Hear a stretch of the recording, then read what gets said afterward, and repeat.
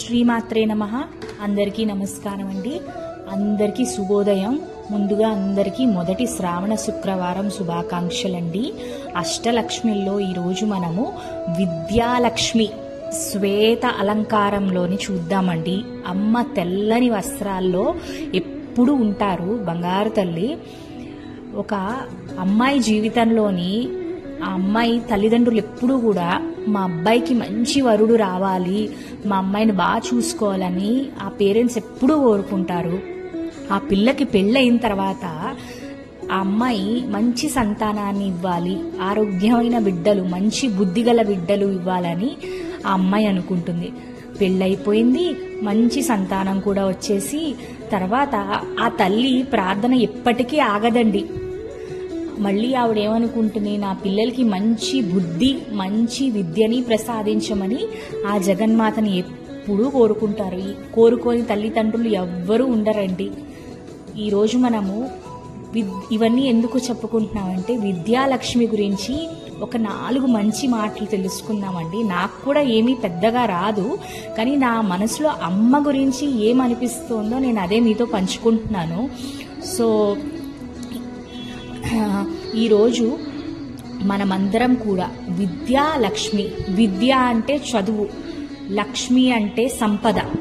విద్య నుంచి వచ్చిన సంపద అంటే విద్య నుంచి వచ్చిన సంపదనిచ్చే బంగారు తల్లి విద్యాలక్ష్మి అండి.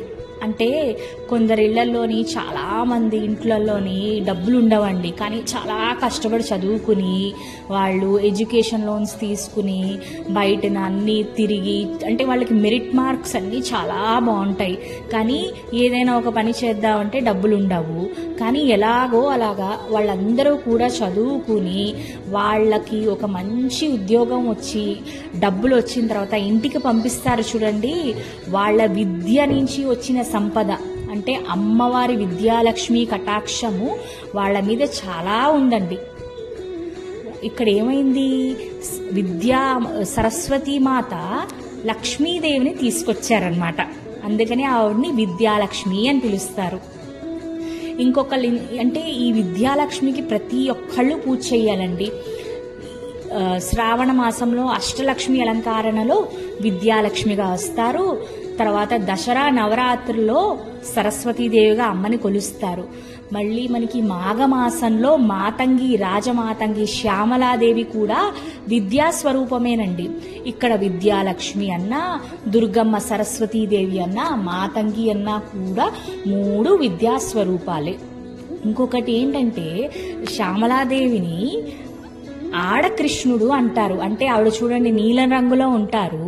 ఎందుకు అంటే భగవద్గీతలోని శ్రీకృష్ణుడు అంత చక్కగా ఎలా చెప్పగలిగారండి, ఆయన జ్ఞానము, ఆయన మేధస్సు అంతా కూడా శ్యామలాదేవి నుంచే తీసుకొచ్చుకున్నారంట.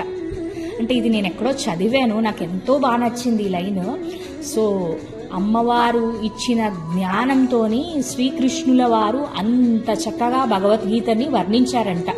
అందుకనే శ్రీకృష్ణుడు అన్న మాతంగీదేవి అన్న ఒకటే, ఆవిడ అంశే శ్రీకృష్ణుడు అంట. మన అందరం కూడా మన పిల్లలకి మంచి చదువు రావాలని ఆ బంగారు తల్లిని అందరం పూజించుకుందామండి. శ్రీమాత్రే నమః. Thank you so much. Saraswati నమస్తే.